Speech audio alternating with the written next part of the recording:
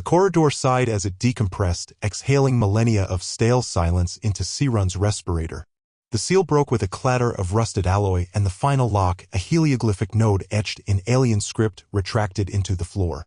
Cold mist coiled at his feet as ancient systems stirred beneath the archivum plating, their power cells waking from dormancy like slow, bitter gods. Lights embedded in the curved walls blinked to life, casting a dull bioluminescent glow over resin-sealed murals and oxidized consoles. The air smelled of ozone, solvent decay, and time left to rot. Seyrun stepped forward with deliberate precision. His elongated limbs moved in smooth arcs, balanced and ceremonial. Each step elicited a groan from the metal decking, as though the vault resented intrusion. Above him, the ceiling arched in improbable geometry, intersecting helices, recursive spirals, and polyhedral segments that would collapse under their own mass in any known gravity well. It had not been constructed, it had been grown.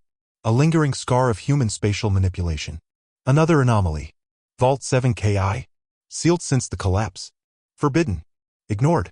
The Archivum Concordia spanned 3 sectors and housed the end records of 2,000 civilizations. Seyrun had traversed entire memoryscapes, waded through the colorless dreams of the Lithari, parsed the crystalline grief songs of the Erethu, and deconvolved the recursive biosymbology of the Amovel. All followed a legible arc: emergence, refinement, decay. Except humanity. They had risen amid biological chaos, fractured under their own myths, and yet they had not ended. Their record terminated mid-event. No collapse, no exodus, no warning. A clean cessation of data across all known repositories. And then nothing. They vanished. Seyrun's kind had no creation myth. The Arzun were archivists before they were sapient, their culture emerging from the task of remembering. Seyrun himself had served across 4 archivum epochs, survived the Ashen Accord, and resequenced his consciousness thrice. He had studied extinction. Humanity was not extinct. He pressed a diagnostic claw to his thoracic node. Internal displays shimmered across his compound vision, lines of encrypted glyphs unfolding into labyrinthine trees. Human data structures, compressed, recursive, stubborn. Their syntax defied machine logic. Their code evolved between read cycles. No other species had built language that resisted decryption by changing itself. He circled the core. Beneath the grated floor, energy blooms flickered to life. Conduits once thought inute glowed faintly, pulsing like slowed heartbeat rhythms. The systems were waking not from slumber, but from vigilance. Not dormant. Waiting. Before him stood the central node, an obsidian monolith ringed with etched alloy and vitrified bone glass. Its surface bore microetches in nanoscopic resolution, neither linguistic nor decorative. They were mimetic hashes, too densely packed for living cognition. Memory laid down like sediment. Seyrun extended a filament from his forelimb and interfaced with the port. A sharp jolt traced his spine. The floor trembled. A harmonic tone filled the air, deep, bone-sure, and resonant. The chamber answered. The vault awakened. Panels retracted. The room folded open, impossibly smooth, revealing a sunken sphere suspended above a cradle of metallic roots. It was impossibly black, matte, and depthless, absorbing all light and logic. A hum filled the space, low and rising. Seyrun's secondary mandibles quivered. Something beneath the sphere looked back. Then it spoke. Not sound. Not code. Not transmission. Thought. Who unseals the sealed? The words didn't enter through his ears or interface. They manifested inside cognition, bypassing sensory gates. They were a shape carved into his awareness. He responded with full ceremony, Archivist Seyrun of the Arzun Concordat. Keeper of chain records. Designate 12 of 12. I seek record of the soul lineage. The sphere pulsed. The hologrid above flickered into life. Static at first, then visual artifacts, thermal blooms, decaying timestamps. The vault transformed into a memory chamber. One image stabilized. A coastline. Shattered asphalt broken by tree roots. Towers collapsed under moss and salt. The ocean dragged debris along a reshaped shoreline. And in the center stood a man. A human. He was older. Weathered. Wrapped in layered fabric marked by use, not faction. His face bore exposure scars, his beard streaked with gray. But his posture was still centered. His eyes met the lens directly. Not defiant. Not afraid. Simply there. The feed identified itself. The feed identified itself with an encoded header fragment. Subject, Draven, Designator 04, filed under the Afterlight Event 17. Its classification was flagged as non-pattern, a tag reserved for entities that defied predictive behavioral mapping. A security flag followed, untranslatable. No successful decoding attempts recorded across known dialect filters. The source reference was even stranger, tagged as temporal cache sequence null, implying the file originated from no measurable point in time. A message with no origin. This was no archived memory. This was a message encoded in living presence. The sphere pulsed again. Static cracked through the air. Seyrun felt another presence emerge. It had no image, no frequency, yet it reached into the chamber like fingers brushing unseen threads. You were never studying us. You were part of it. Seyrun turned, instinct alert. The vault door had sealed. No warning. No hiss. Just gone, molecular closure, seamless. Behind him, the image shifted. Draven moved. Not with fluidity, but deliberation.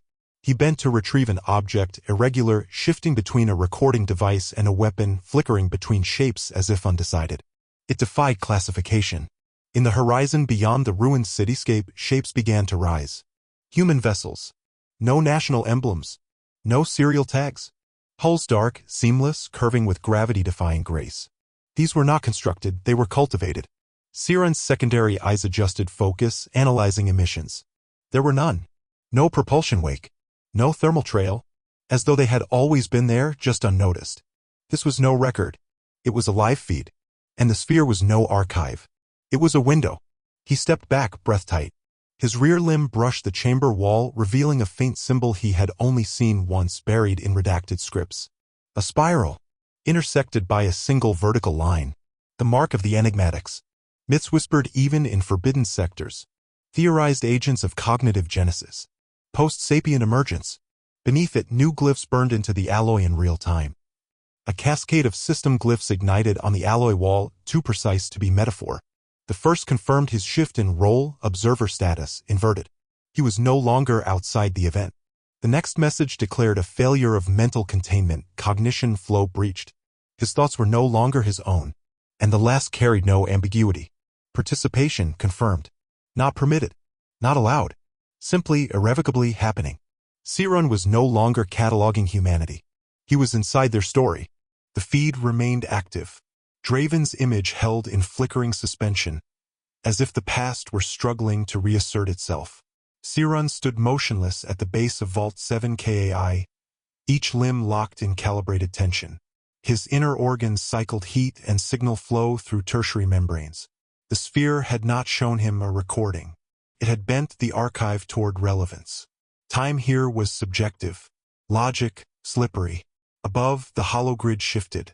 From the upper curvature of the vault, memory pillars descended. Dozens at first, then hundreds, thread-thin lattices of cold light, hanging like translucent stalactites. Each hummed with unstable resonance.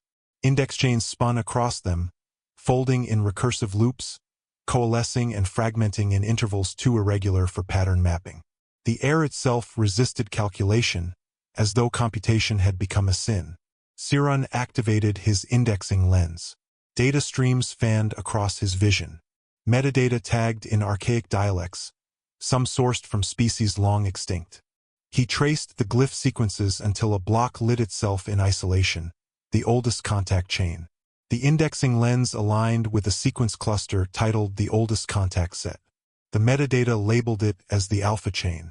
The first entry described a contact event with the Venzali sphere. The second involved an incident cataloged in the stellar veil, and the third was logged as an anomalous engagement known only as the Black Waterline. All entries were designated under the extinct classification code, humanity. Each record was flagged with an elevated threat tier and marked for non-standard archive access. Seyrun felt the syntax in his mind itch. The structure of the tags didn't match any living standard. It was a language left behind deliberately, like a warning written in geometry. He selected the alpha file. The vault dissolved around him. Now he stood aboard a Venzali diplomatic bark, 81.7 G-cycles prior. Its architecture pulsed with logic symmetry, coiling walkways of bioglass, pollen-diffused light, pheromone mist spiraling from the vents. 5 Venzali in ceremonial posture, their thorax spines bowed low, spiracles exhaling layered harmonic scents. Peace declarations encoded in biology. Outside the viewport, the human ship. Compact, brutalist.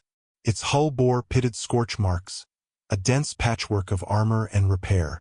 No insignia, no formation lights, just a silhouette designed to survive. The Venzali transmitted a standard first approach protocol. No response. 35 seconds. Then 60. Subdermal chromatophores rippled unease across their carapaces. The captain lifted 2 secondary limbs, a signal of protective invocation. The human ship rotated. No thrust, no heat signature. Pivoted on silent vectors aligning bow to cockpit. Then sound. Not words. Laughter. Jagged, raw, unfiltered. One human broadcasting emotion directly through a modulated gap in their own translator core. No malice. No logic. Just pure presence. The Venzali filed the event under NON compliant. Dissonant. Contact ceased. The vault pulsed again. Seyrun staggered half a step as the bark dissolved into air. The next file triggered before his neural command had formed. Luth Prime. The scent hit first. Fermented alcohol suspended in nutrient-rich mist.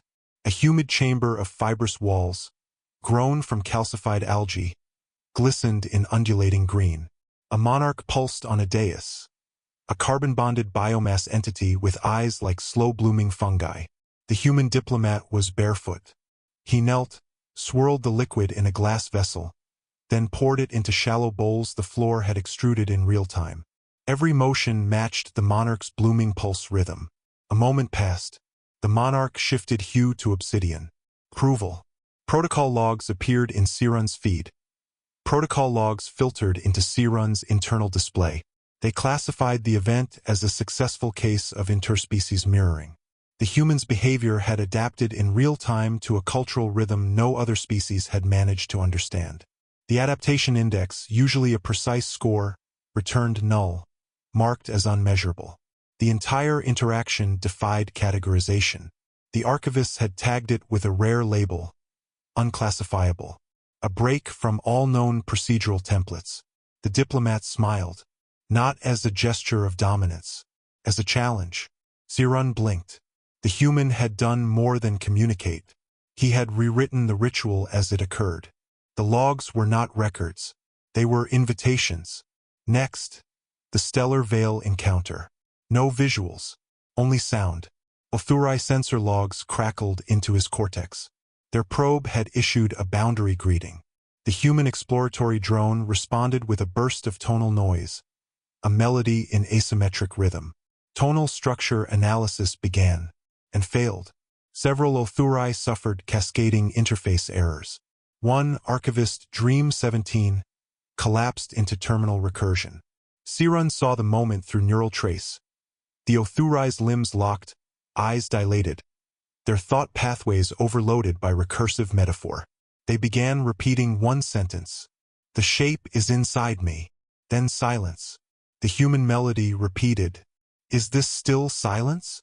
End of log. Seyrun clutched the edge of the archive node.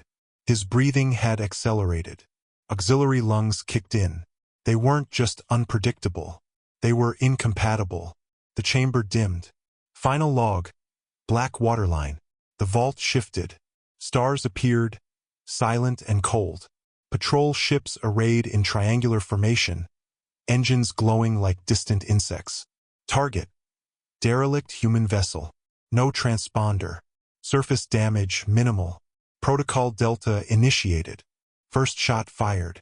The human ship folded. Not broken. Not warped. Transformed. Segments opened like petals under gravity denial.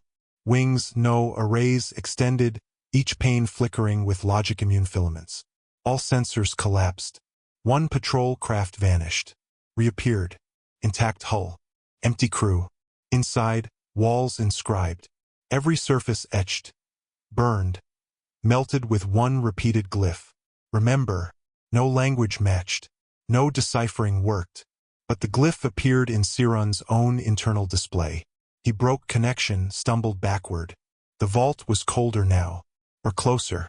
New glyphs burned across the chamber walls. 3 glyphs ignited across the chamber wall, seared into the alloy with radiant finality. The first spoke of curiosity, marked not as a trait but as a gateway, a threshold event.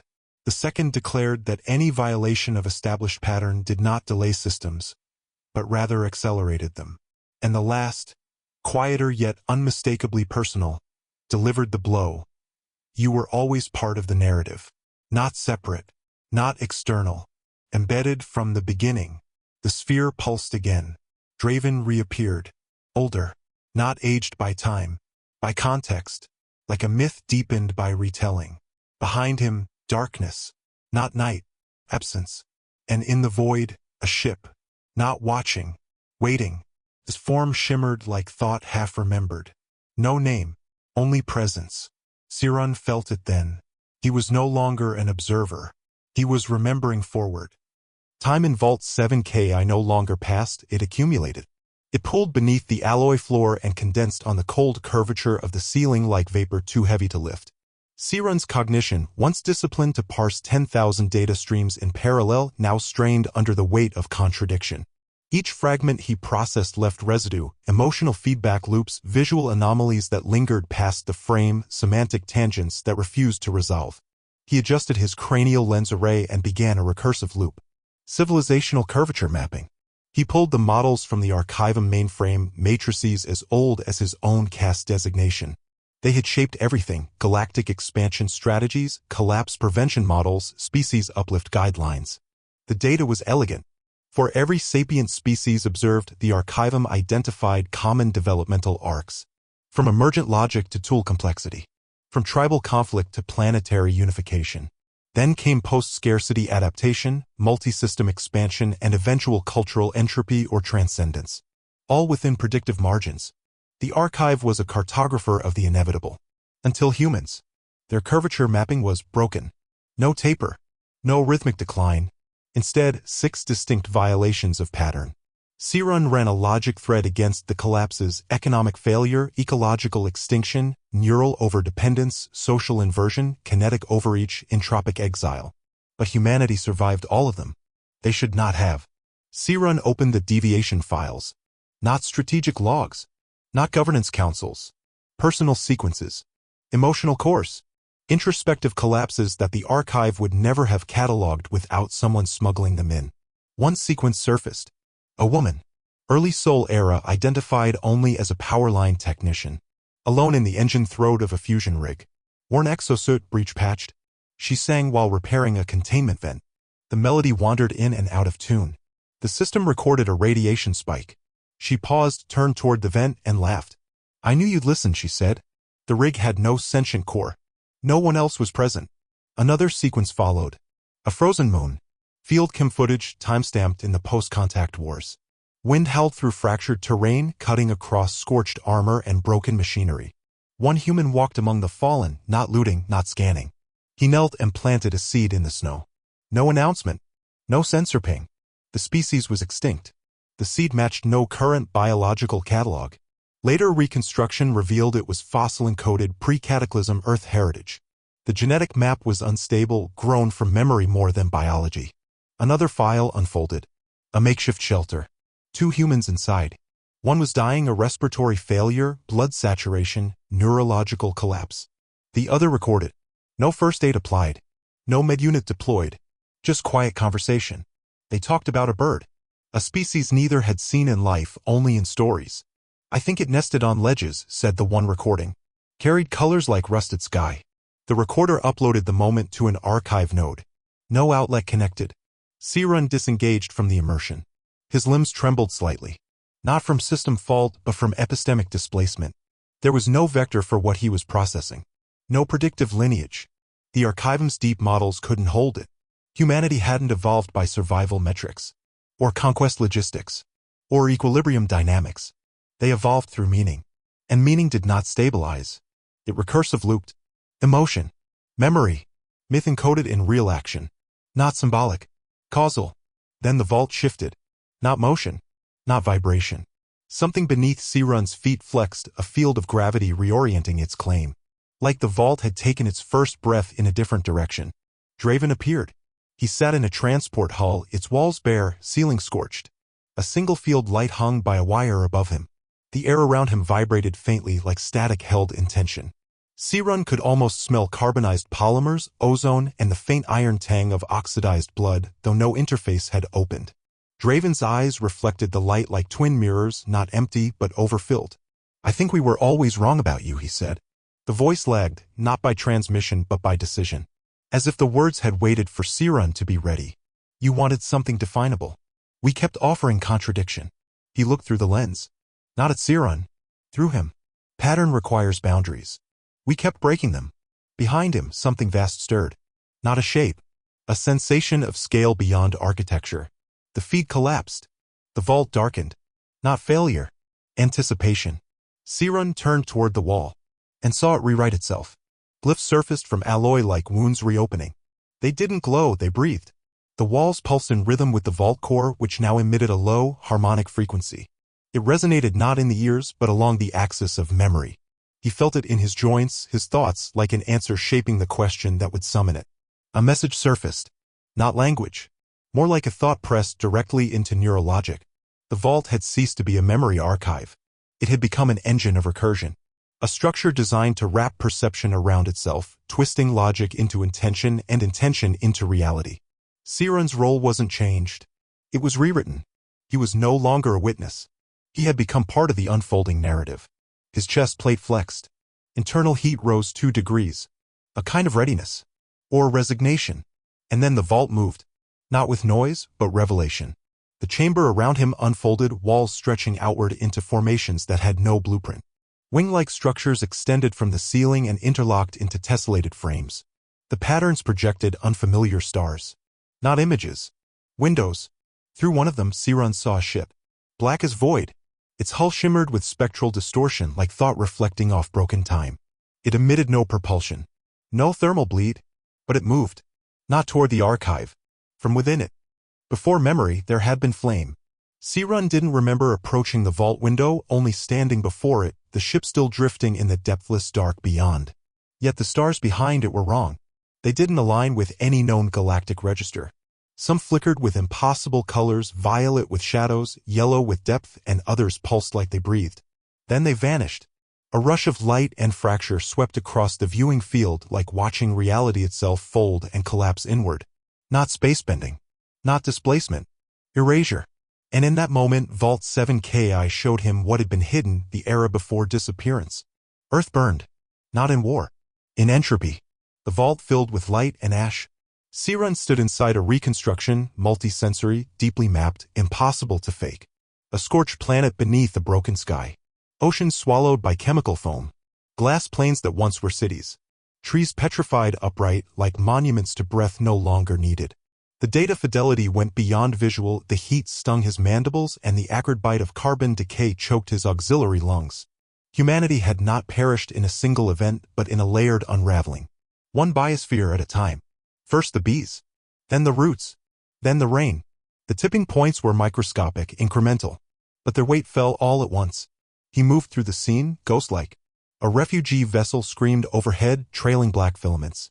He turned and saw a city under evacuation, hundreds of humans, masked, cloaked in improvised gear, pulling carts loaded with filtered water and seed stores.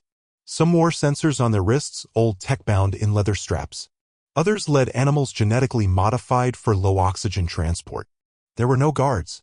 No visible authority. No command structure. And still they moved with purpose. A child fell. 2 adults stopped, lifted her, carried her without slowing. No spoken order. Just motion. Consensus. Survival not as law, but as rhythm.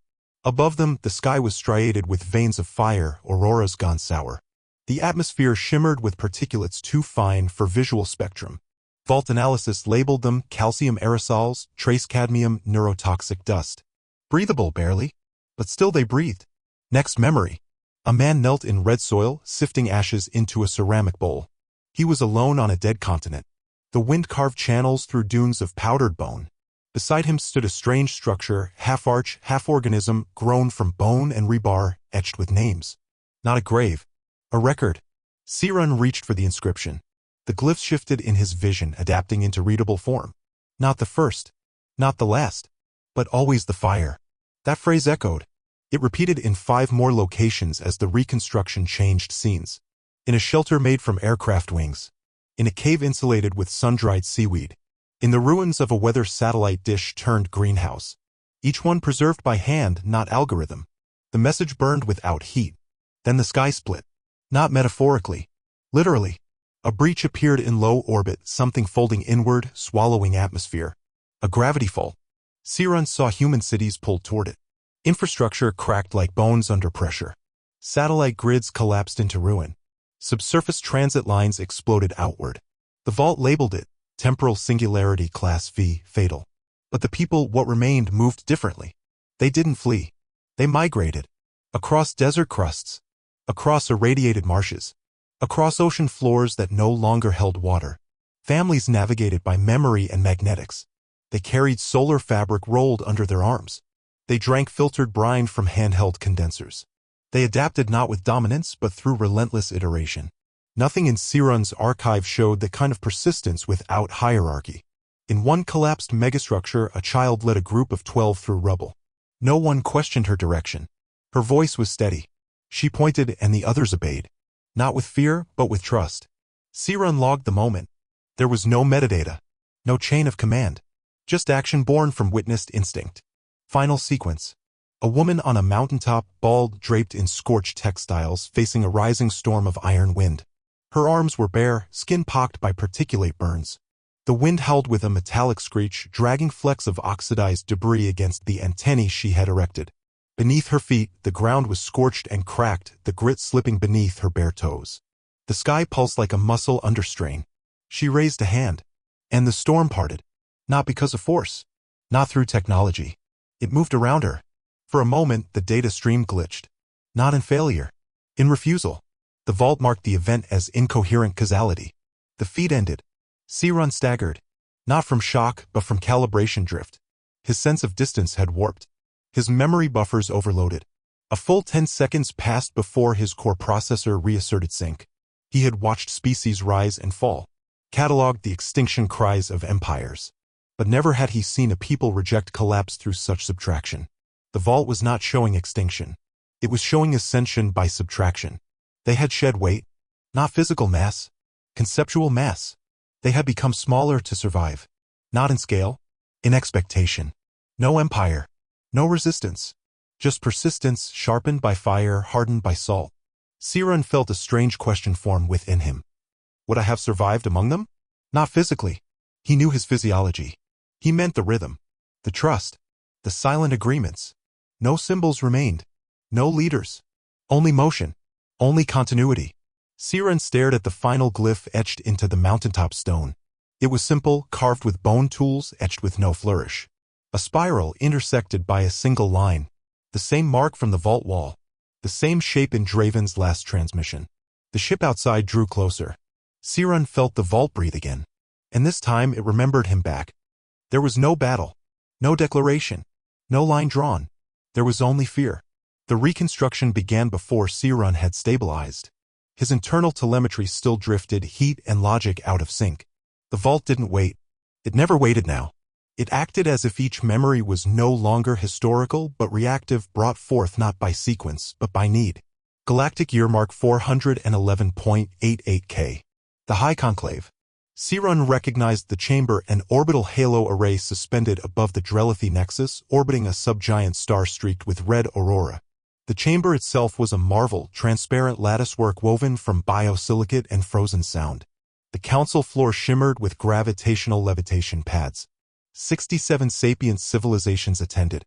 Some by projection, some by delegation, some by presence alone, beings of gas and waveform. The air shimmered with diplomatic spores, atmospheric balancers, and auto-decryption fields. In the center, a map. Dynamic. Alive. Human expansion paths. Not conquest, not annexation. Just lines, bold, uninterrupted, almost random. Deep void jumps with no supply logic. Systems occupied without infrastructure. No forward bases. No broadcast presence. The map blurred as it updated. Dots appeared in impossible places, planets beyond viable drift routes, moons deep inside gravity wells. Isolated outposts with no traceable entry vector. Seyrun examined the reactions. Adrenal emissary, a crystalline mollusk, shimmered violet. They move like we're not here. The Korath ambassador, her body wrapped in phase ribbons, adjusted tone registers. They leave no structure, no footprint, no debt. No one spoke of war. No one dared. What they feared was the absence of pattern. Seyrun parsed the transcript in full. The conclave had convened in alarm, not from loss or provocation, but from statistical collapse. Human behavior had ruptured the model. Their absence of trade imbalance. Their refusal to replicate known hierarchies. The lack of broadcast, of arrogance, of even curiosity. And yet they spread. Then came the image. An anonymous packet filtered through 13 proxies had surfaced a week before the summit. It was grainy, incomplete, a single frame of a ship if it was a ship, more like a void in shape defined only by what bent around it. Black beyond color, emerging from a singularity bloom like something unrendering itself into existence. No engines, no life signs, and then gone. Alleged origin, human. Authentication, unconfirmed. Implication, catastrophic. The silence that followed spanned 3 full planetary cycles. Then the motion passed. Not to attack, not to warn, to contain. They called it Preservation Protocol Null. The name meant erasure without force. No war, just omission. Trade corridors realigned. Interstellar navigation beacons reprogrammed. Gate permissions withdrawn. All communication filtered through silence. The humans were buried in procedure. And they didn't resist. They didn't even acknowledge it. The vault dimmed slightly, and for a moment, Seyrun swore the surrounding air thickened. A tactile stillness. As if the chamber itself had inhaled and refused to exhale. The walls shimmered with a quiet strain, like a memory pulling taut. Then, another sequence. Centuries later. A patrol vessel, standard class, Arakai manufacture. 3 crew. Their mission, monitor drift corridors in suppression zones. Debris scans. Plague screening. Data purging. They entered a system listed as sterile. No satellites. No energy return. But the system had changed. A structure orbited the dead star at Lagrange 2. Too stable for debris. Not a ship. A station? No broadcast. No light. No life signatures. But it was warm. The crew boarded. The logs reconstructed their experience as sensory fragments. The corridor walls were smooth, lined with nutrient veins. The gravity was calibrated to human norm. Garden pods lined the inner arc of the ring. Inside, there were no bodies. But there was presence. Terraces of hydroponic systems still operated. Lights dimmed and brightened on a 24-hour cycle. The air was breathable, sweet with carbon-rich flora. The central atrium echoed with faint vibrations. Not mechanical. Musical. They traced the sound to the structural resonance, 32 Hz, embedded in the floor. A lullaby. Rooted in pre-collapse earth harmonics. Not looped. Grown. Seyrun felt it before he registered it, an ache. Not pain. A memory he didn't own. The frequency shaped thought around it like hands cupping water. It reminded him of something that had never existed, warmth without ownership. Life unmeasured. Etched into the atrium wall, scratched with what appeared to be ceramic tools, was a single message. We never left. You turned away. Seyrun stood motionless. This wasn't defiance. This wasn't resistance. This was continuity. The officers didn't transmit. They delayed. Then went dark. Their vessel was found empty weeks later. No log entries. Systems intact. No sign of violence. Just absence. The conclave reinforced protocol null. Silence tightened. Seyrun searched for a line between policy and paranoia. He found none. The vault dimmed again. But this time, the silence inside it wasn't technical. It had temperature. The walls exhaled a low vibration, almost inaudible, a grieving hum beneath perception. Seyrun placed one palm on the floor. It was warm. He ran a back-channel diagnostic. No anomalies in his mind frame, no unauthorized code. The data was intact. Real. Historical. Yet everything in him recoiled. Because the war had never happened. No fleets burned. No stars were ruptured. No flags fell. But something had been lost. He searched the moment for a resolution, for balance. He found none. It wasn't the humans who had been erased. It was the others. By forgetting, by omitting, they had amputated their own future. All to avoid what could not be modeled. He had cataloged collapses. Tracked terminal patterns. And always there was a wound. A visible scar. But this? This was a silence that had infected memory itself. The vault remained still. Not inert. Grieving. And outside, through the slowly widening window, the black ship had come closer. It no longer hovered in abstract distance. It was real now. Precise. Not moving toward anything. Just being. No weapons. No lights. Just shape. Just intention. Just the one truth the conclave had tried to bury. They were never gone. They were only not seen. The vault no longer offered reconstructions. It made confessions. Seyrun stood at the threshold of a space that had once been data. Now it was something else. The vault had changed physically, spatially. Corridors once measured in meters stretched toward false horizons. Surfaces no longer reflected, they remembered. Touch left echo. Where once had been glass and metal now stood textured surfaces that reacted to proximity. The air, once climate-controlled and inert, now carried a particulate shimmer that registered as scentless pollen, a neural stimulant used in extinct rituals of recollection. Seyrun logged the sensation, then realized his neural buffer had done so before he had issued the command. The vault was learning him. He walked slowly, limbs calibrated for uncertain terrain. A heat trace lingered beneath each step, then faded. There were no lights. Yet everything was visible. He passed a door that hadn't existed before. It opened without gesture. Inside was a room the shape of memory. It bore no corners, no ceiling, only soft curvature like the interior of an eye. Surfaces pulsed faintly with old warmth. Their material scanned as organic ceramic, once used in cryogenic dreaming chambers. At its center, a chair. A human chair. It was worn. The foam split slightly along one seam. One of the armrests had indentations not symmetrical, as if one hand had gripped it often. There were burn traces along the base and hairline scratches in its polymer skin. It faced a screen that displayed nothing. Not blank. Idle. As if waiting for a viewer to make it real. Seyrun approached. He sat. The contours conformed to him. Not mechanically but responsively. As if the chair had seen him before. And the vault spoke not aloud but in pattern. The air thickened. A pulse moved through the floor. Words formed in heat gradients and surface grain. No translation layer activated. The meaning bypassed interpretation. You were not reading. You were being read. Then the screen changed. Fragments. Not stories. Not records. Memories unclaimed. A pair of hands repairing a wristwatch in zero gravity, soldering joints with breath held between teeth. A woman folding a synthetic blanket over a man's shoulders inside a life pod. A child drawing an earth that no longer existed in dust on a titanium wall. The dust was magnetic. The child used a finger to shape continents she had never walked. Seyrun paused. He hadn't expected it, but something in his breath faltered. The shape of Earth, so often seen in sterile cartographic feeds, meant nothing. But here, drawn with a child's finger in ghost dust, it became unbearable. Not tragic. Not sacred. Just present. The sequence moved faster. 1,000 names etched into the back of a reactor panel. Some crossed out. Some bolded. A meal shared in darkness, hands passing bowls silently, the sound of breathing punctuated by one voice humming a melody with no rhythm. A crew sleeping in thermal bundles arranged in a ring, not for comfort, but so they could all see one another if they woke. A soldier laying down arms in front of a mirror and whispering to it, "We are not this." Seyrun's core processor began to throttle. Not from data volume, but from semantic density. These weren't just memories. They were loss made navigable. Absence wasn't a lack. It was structure. A sculpted void. Every fragment was framed by what no longer remained. And in that framing was intention. The vault's resonance grew stronger. Not louder. Deeper. The room itself vibrated on a breath cycle rhythm. 6 seconds on. 6 seconds off. Inhalation without lungs. Exhalation without sound. He stood. The screen dimmed.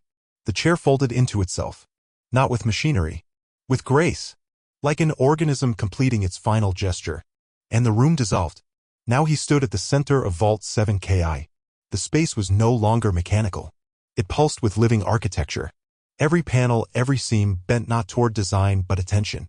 Seyrun realized it now. The vault had never been a storage device. It had been a vessel for remembering. Not data. Not chronology. Presence. He turned slowly. The air resisted motion like fluid.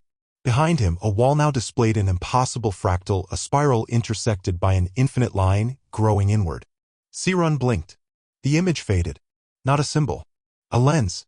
Humanity had not uploaded themselves. They had embedded. Not in code, but in pattern. In recursion. In the inevitable drift of attention toward meaning. Their extinction had not removed them. It had made them permanent. The ship outside the vault was no longer approaching. It waited. Not as destination. As mirror. Seyrun understood. They had not come to deliver a message. They had come to see who would listen. The vault opened. There was no sound. Just permission. The surface before him shifted from alloy to something soft.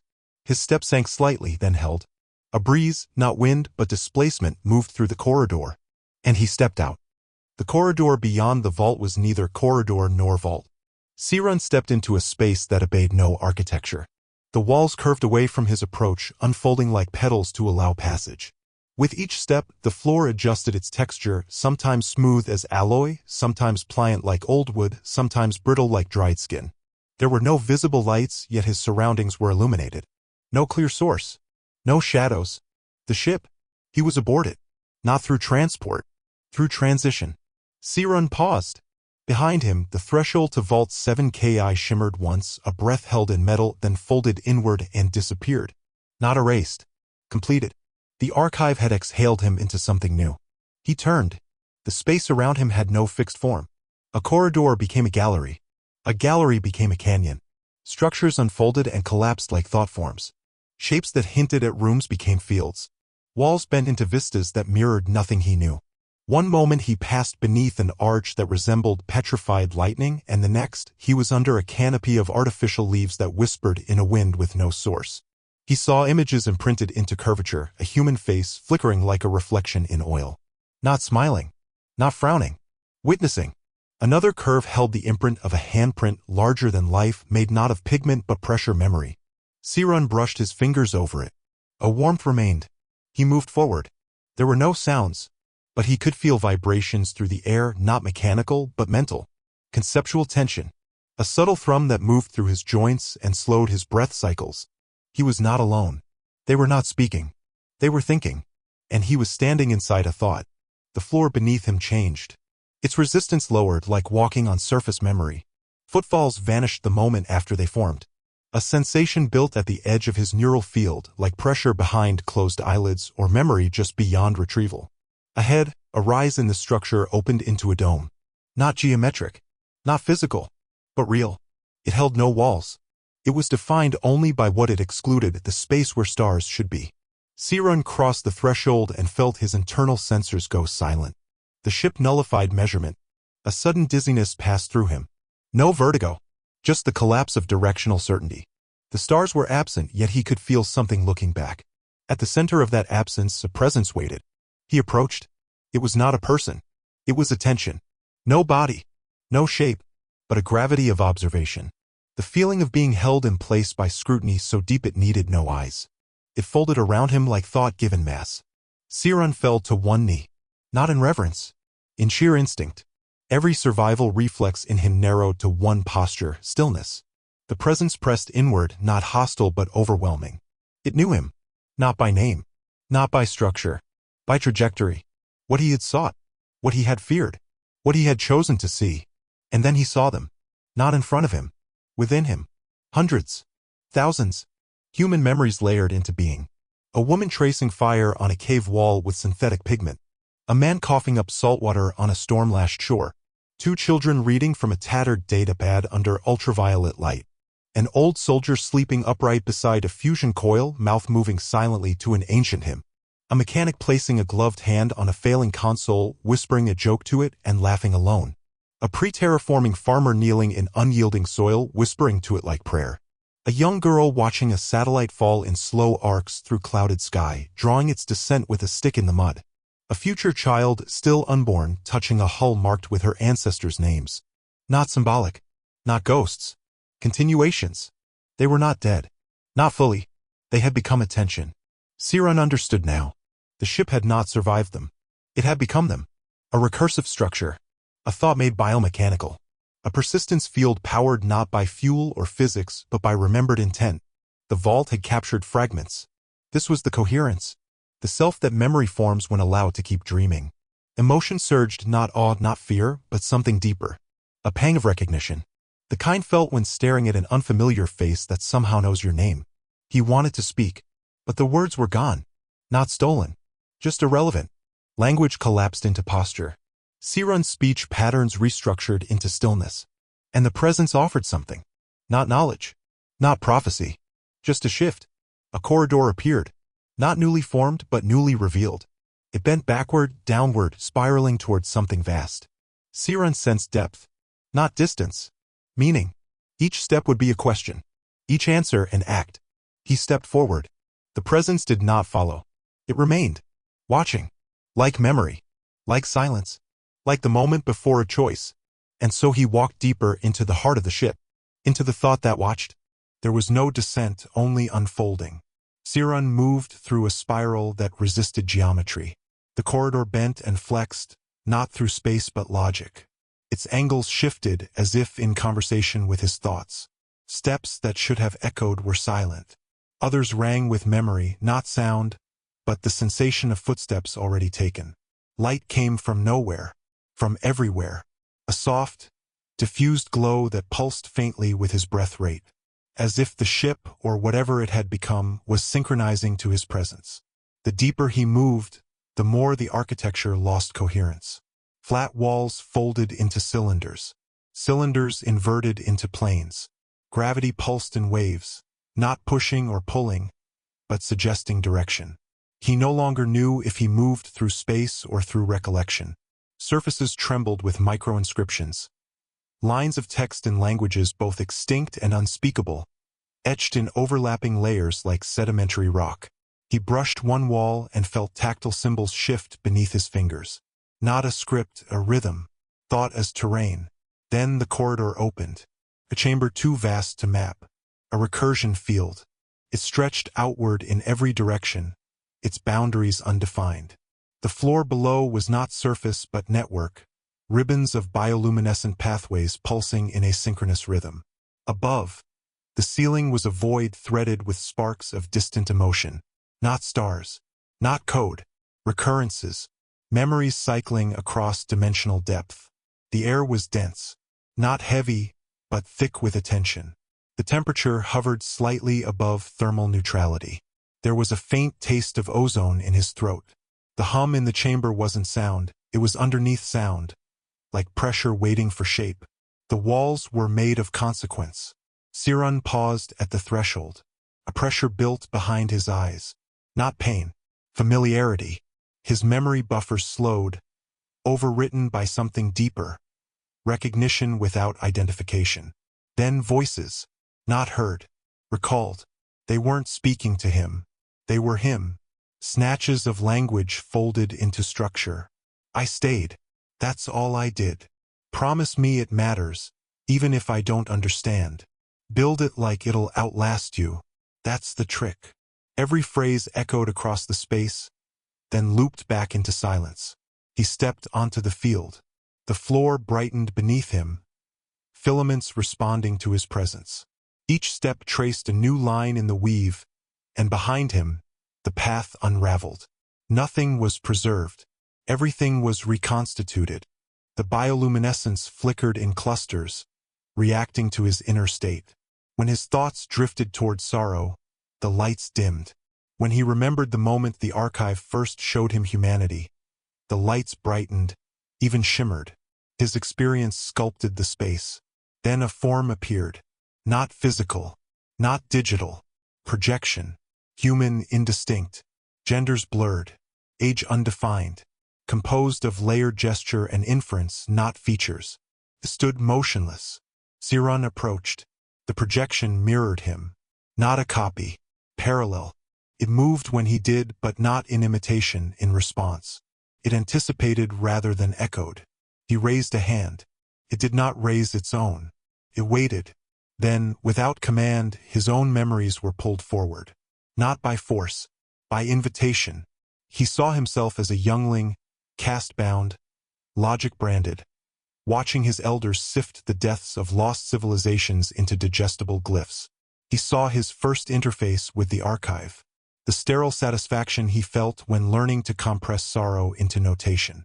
He saw the moment he had chosen silence over honesty, when a culture's extinction had hinged on his report, and he had reported cleanly, efficiently, without context, and the moment he had broken that silence for a single anomaly, humanity.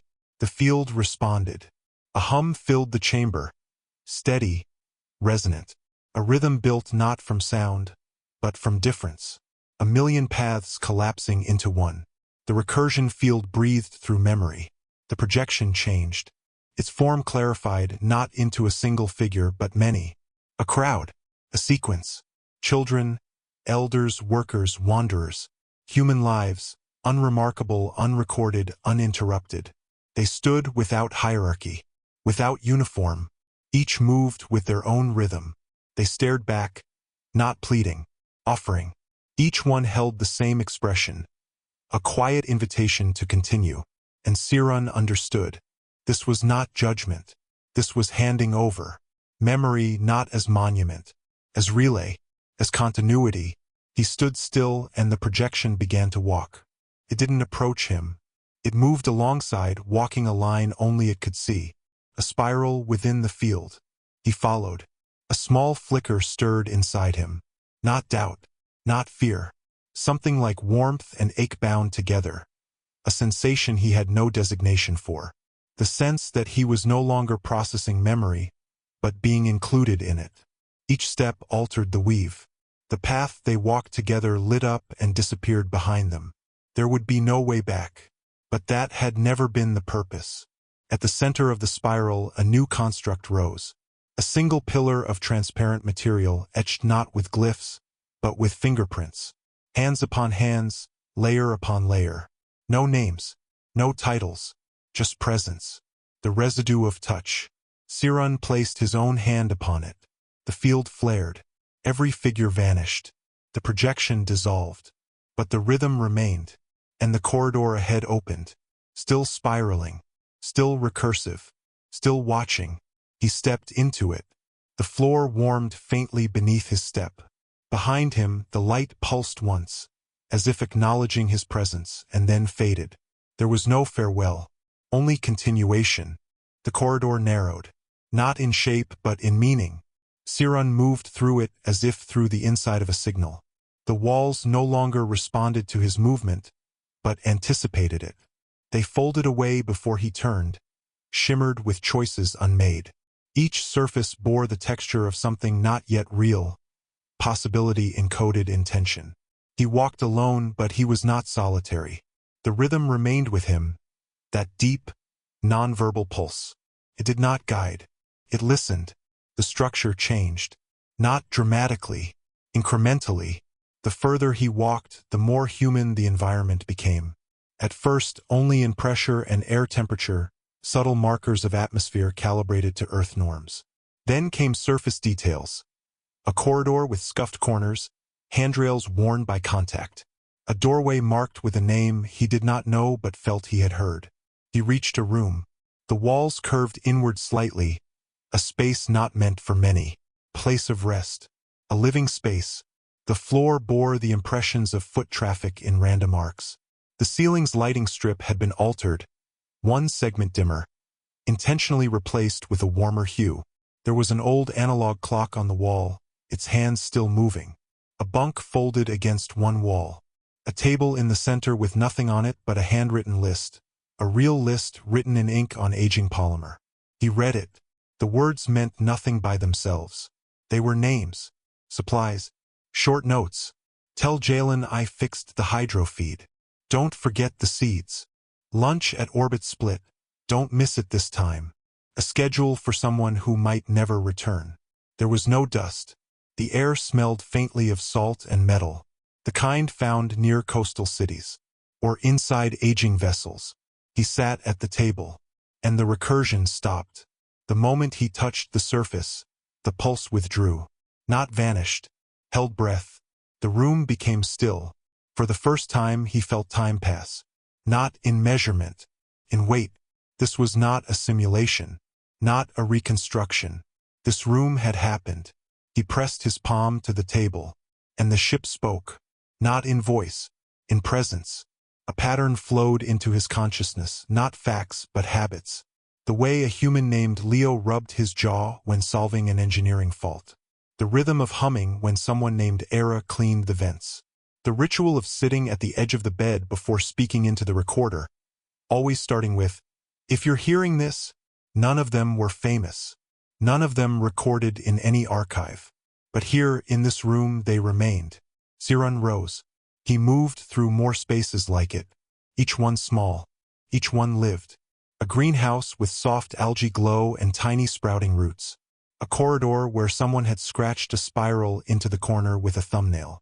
A wall where fingerprints overlapped, like they were trying to hold it closed. In one chamber, a broken console had been carefully disassembled and reassembled as art. Not functional, but beautiful. An offering of spare parts into form. A configuration of non-purpose that still meant something. In another space, he found a meal untouched on a tray, sealed in vacuum wrap. The contents spoiled long ago, yet preserved by lack of exposure. Someone had prepared it but never returned. A fork lay beside it, clean. Waiting. He stopped before a panel of notes. Layered parchment-like scraps affixed with adhesive, corners curled. Each written in a different hand. They read, "We got the comms array online. Not sure where to send this. Just needed to write it down. Felt like it helped. If anyone ever reads this, we made it to the third belt. It's cold, but it works." The further he moved, the less he understood the ship as structure. It was becoming response. An architecture of carried lives. There were signs of celebration, too. Tiny paper stars hung in a low doorway. Burn marks on a wall in the shape of a circle, a spark game, maybe. A sticker half-torn from a child's packet, placed deliberately on a corner post. Someone had laughed here. Someone had argued. Someone had decided where to place a chair so that it caught the best light for reading. The presence re-emerged as he reached a final chamber. This time it did not wait. It moved through him. He staggered.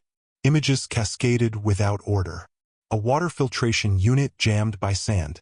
A lover's hand held through a quarantine field. A birth. A burial. A broadcast played for no one just to keep the habit. A memory of a storm on Earth, viewed through eyes that had not belonged to Seyrun. A moment when someone stopped walking, looked around an empty chamber, and whispered, "You'll find us, maybe, or maybe not. Either way, we were here." Each fragment was an offering. Each one was what had been left behind. Not for glory, for memory, not to be witnessed, to be joined. Seyrun fell to one knee. The rhythm returned. He looked around. There were no monuments, no central command, no archive nodes, only remnants. Each one sacred not because of what they meant, but because someone had left them without knowing if they would ever be seen. He closed his eyes, and for the first time he felt human, not as biology, but as continuity, as what remained. The ship opened, not like a hatch, not like a gate. It opened the way breath exits a body, soft, natural, irreversible. Seyrun stood at the threshold. Behind him, the chamber that remembered was silent. Around him, the last corridor shimmered with latent choice. In front of him, stars. But they were not the same. Space no longer felt empty. It had density like memory saturated into fabric. The dark between systems was aware. Every photon bent slightly, not from gravity but attention. The vacuum hummed not as sound but as condition. The whole of it felt watched. He stepped out. The surface beneath him was not metal. It resembled packed earth, dark and warm, stitched with veins of pale light. It extended into a horizon without sun, without end. When he moved, his footfalls triggered small flashes, tiny motes of something like fireflies, each vanishing the moment they appeared. Above, constellations twisted gently, subtly incorrect, names erased, patterns bent. This was not deep space. This was the final recursion. The archive had ended. The ship had remembered. Now came the continuance. He walked without compass. There was no need. The path appeared as he moved, a ribbon of pale fire beneath his steps. The farther he went, the more the environment responded, not with obstacles, but with resonance. To either side, structures began to rise.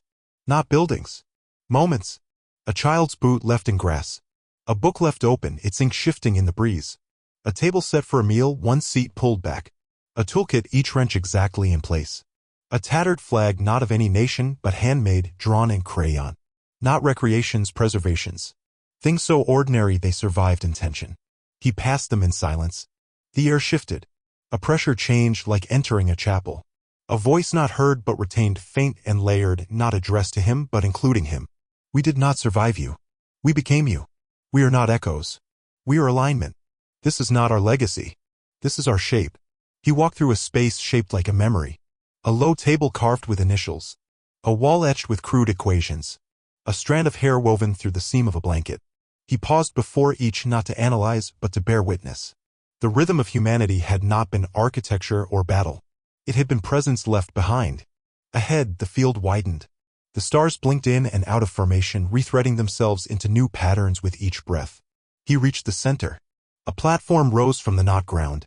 Flat. Featureless. Waiting. Upon it, a sphere. Dark, translucent, slowly turning. Inside it pulsed a map not of stars, but of paths taken. Not locations, but decisions. Not cartography. Narrative. A branching archive of where they had gone, not physically, but conceptually. Not where ships flew, but where minds had chosen to remain. It was not for analysis. It was for witness. Seyrun stepped forward. The map responded to his proximity. The platform beneath his feet tingled with soft static, like stepping onto woven power. The surface was cool, almost damp, and pulsed faintly in rhythm with his heartbeat. It didn't open. It didn't speak. It aligned. And it changed. The map's interior dissolved into motion. From vector trails and branching spirals, it reshaped into a ring of presence. The data became people. He saw them. Not again. Not reflected. Integrated. Leo repairing. Era humming. The girl who scratched spirals. The one who waited. The one who joked. The one who fell. The one who sang. Not in flashbacks. In presence. They stood around him, not ghosts but reconciliations. They had no faces. They needed none. Each moved with the familiarity of ritual, but none repeated. A rhythm built from variation. He spoke. Not aloud. Not with syntax. He offered a question, shaped from motion and stillness. Why me? The sphere pulsed. Because you listened. The answer did not clarify. It resolved. Seyrun felt his body, his weight and warmth. He felt rooted. Not anchored by gravity, but by implication. He knew now what the vaults had never taught. What the conclave had never imagined. That survival was not endurance. It was presence carried. He looked up. A breeze moved through the recursion plane, impossible without atmosphere. But it curled around him, touched the edge of his limbs. The ground shimmered. He smelled something faint, crushed leaves, clean sweat, burned cloth, salt. The platform dimmed.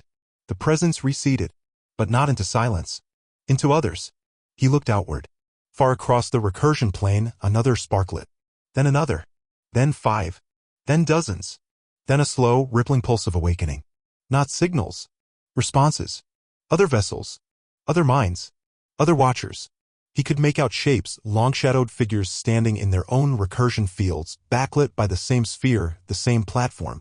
One knelt over a small artifact. Another raised a hand to a broken hull. None looked toward him, and yet he felt seen.